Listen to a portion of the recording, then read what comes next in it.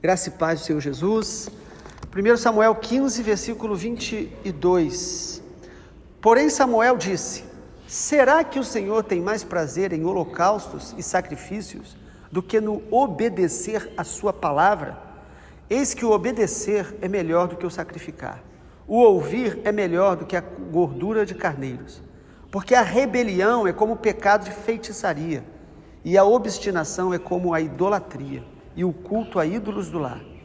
Por você ter rejeitado a palavra do Senhor, também ele o rejeitou como rei. Então Saul disse a Samuel: pequei, pois transgredi o mandamento do Senhor e as palavras que você falou, porque temi o povo e dei ouvidos à voz deles.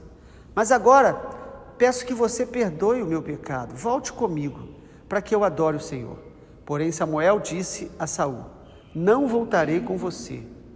Por você ter rejeitado a palavra do Senhor, ele também o rejeitou como rei sobre Israel. Quando Samuel se virou para ir embora, Saul segurou pela borda do manto e este se rasgou. Então Samuel lhe disse: hoje o Senhor rasgou das suas mãos o reino de Israel e o deu a alguém que é melhor do que você. Também a glória de Israel não mente, nem muda de ideia, porque não é homem para que mude de ideia. Então Saul disse: pequei, mas honra-me agora diante dos anciãos do meu povo e diante de Israel. Volte comigo para que eu adore o Senhor seu Deus. Então Samuel seguiu Saul e este adorou o Senhor. Samuel disse: tragam aqui Agag, rei dos amalequitas. Agag veio a ele confiante e disse: certamente já passou a amargura da morte. Mas Samuel disse: assim como a sua espada deixou muitas mulheres sem filhos, também a sua mãe ficará sem o seu filho. E Samuel despedaçou Agag diante do Senhor em Gilgal. Então Samuel foi para Ramá e Saul voltou para sua casa em Gibeá de Saul. Até o final de sua vida, Samuel nunca mais viu Saul, porém tinha pena de Saul. O Senhor lamentou haver constituído Saul como rei sobre Israel. Ontem nós começamos a ver o capítulo 15 de Samuel, mostrando aí a desobediência de Saul. E agora, nessa segunda parte, nós queremos falar um pouco sobre essas raízes da desobediência. Irmãos, o pecado é muito mais grave do que o que a gente imagina. O pecado é ofensa a Deus. O pecado, ele é uma rebelião contra Deus. O pecado, ele destrói. Todo pecado, ele traz morte espiritual. Todo pecado traz perdas. Todo pecado. Às vezes nós achamos que alguns pecados que nós não cometemos são mais graves, e podem ser. Mas todo pecado, ele vai trazer consequências para a nossa vida. Uma das maiores mentiras do diabo, o diabo é o pai da mentira, mas uma das maiores que ele tenta nos sugerir é que a gente pode pecar e não ter consequências.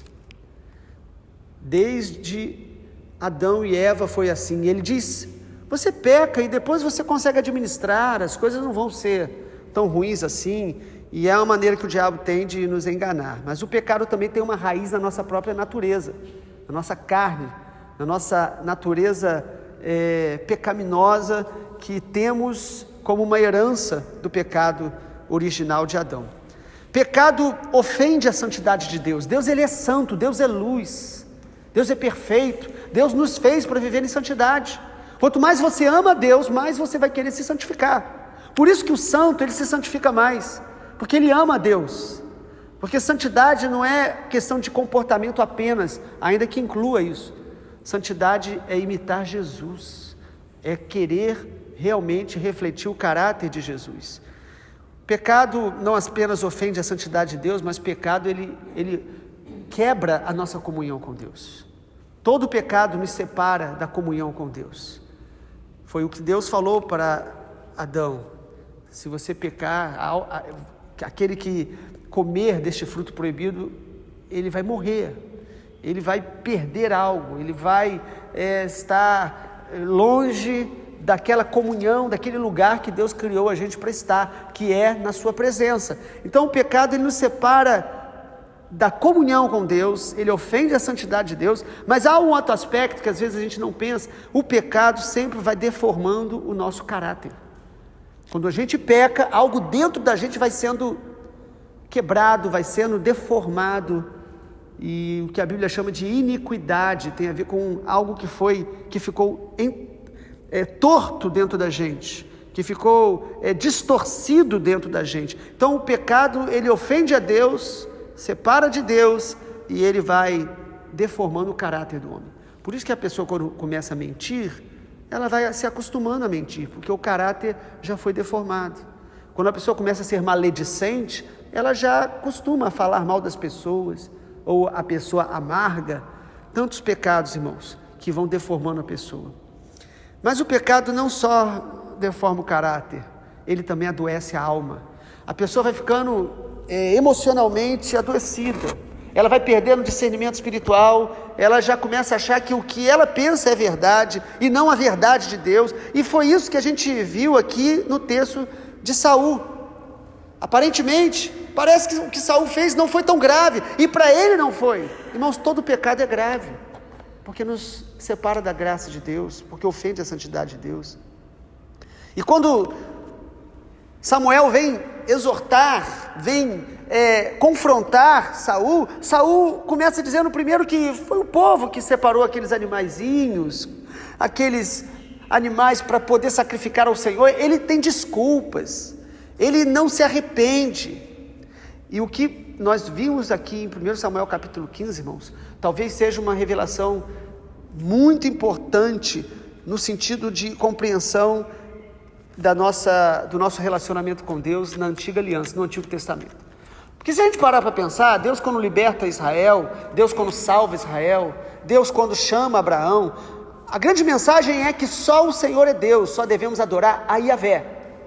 E a ênfase no período da lei tem muito a ver com os rituais, com a maneira que o homem deve se aproximar de Deus, os sacrifícios, a obediência. A ênfase no tempo da lei tinha muito a ver com a obediência externa.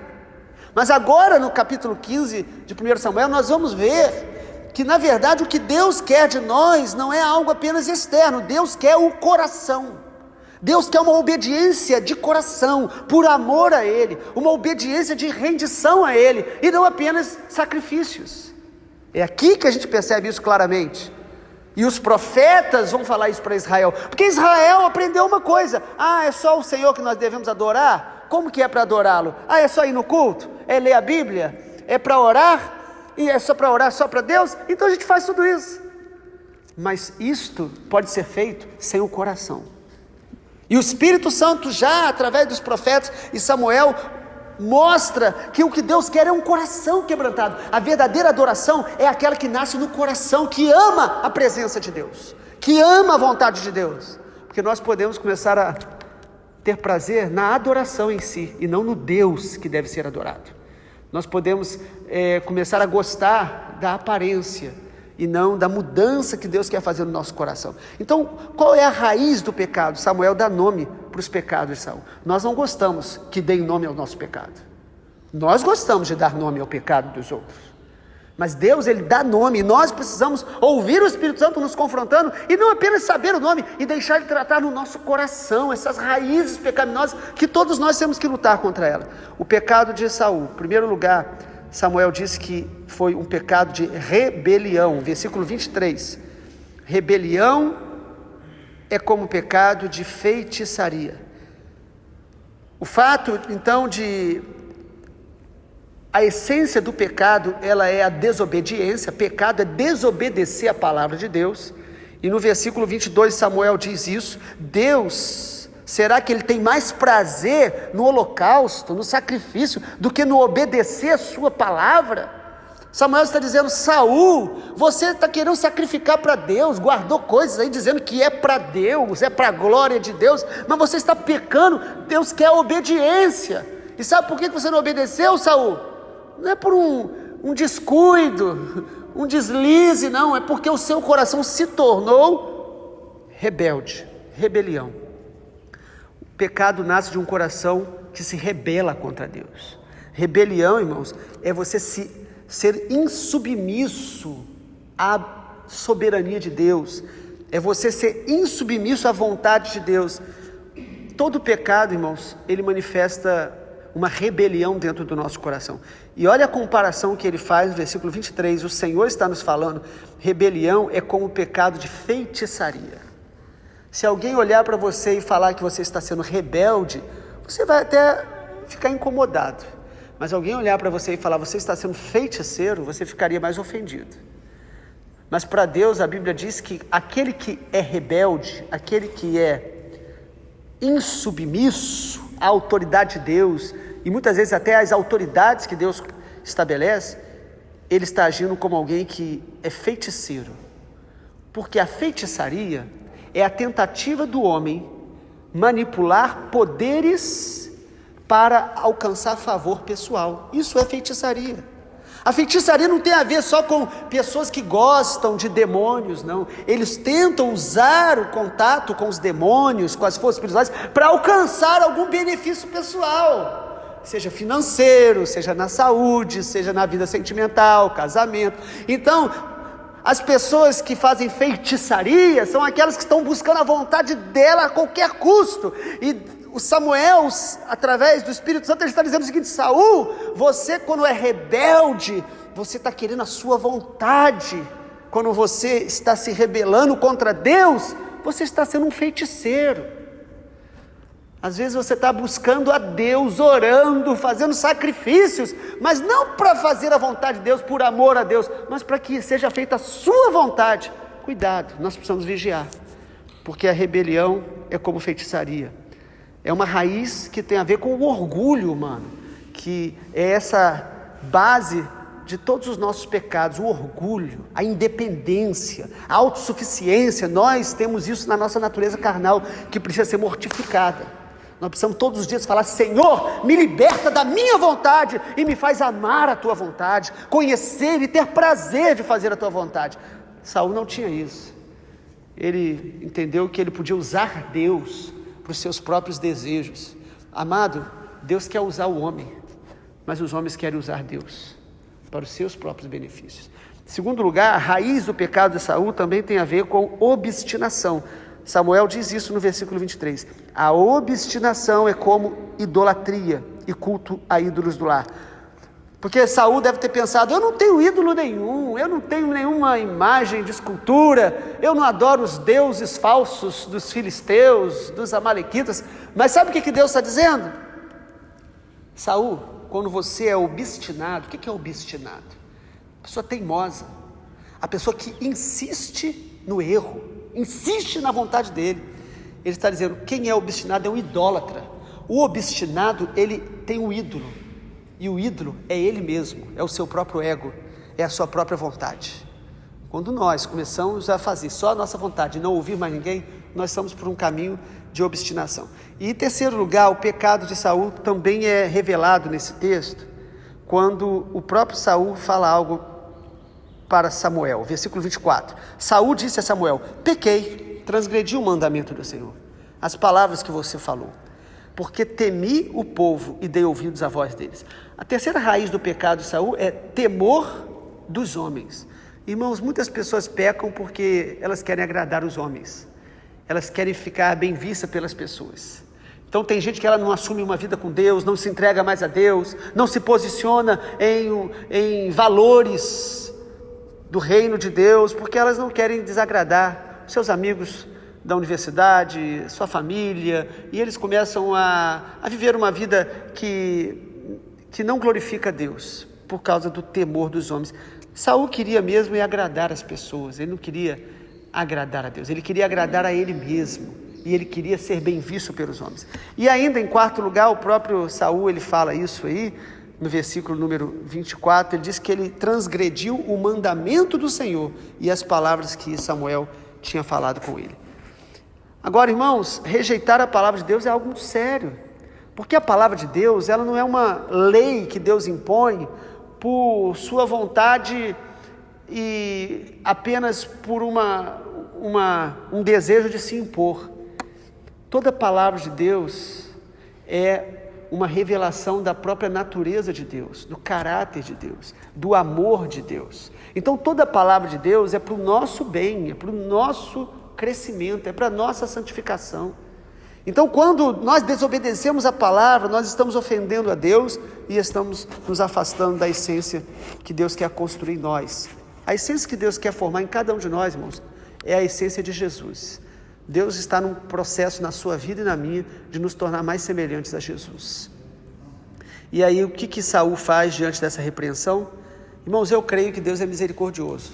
Sempre quando Deus corrige, exorta, Ele está nos chamando a um arrependimento. Nós devemos pedir a Deus todos os dias: Senhor, me dê um coração que se arrepende rápido e se arrepende profundamente. Quem anda com Deus é um caminho de arrependimento contínuo. Deus vai nos levando a nos arrepender, a mudar de pensamento, a nos tornar mais maduros. Mas o que Saul faz pode até deixar alguém com dúvida. Saul, ele confessa, no versículo 24, pequei. Ele confessa que ele errou, mas sem arrependimento. Irmãos, confissão não é arrependimento. Pode ser o início. Arrependimento é mudança. E ele não tem aqui quebrantamento. Você não vê Saul desesperado. Você não vê Saul suplicando. Pelo contrário, você não vê Saul nem mesmo dizendo: eu sei que eu errei e eu tenho que ter consequências. Ele não quer consequências. Ele não quer ser mal visto. Então ele diz: eu pequei, tudo bem, eu errei. Mas por favor, Samuel, vai comigo no culto para eu chegar do seu lado. Pessoas que querem manter a aparência sem um coração transformado. Pessoas que querem manter a aparência sem tratar o caráter.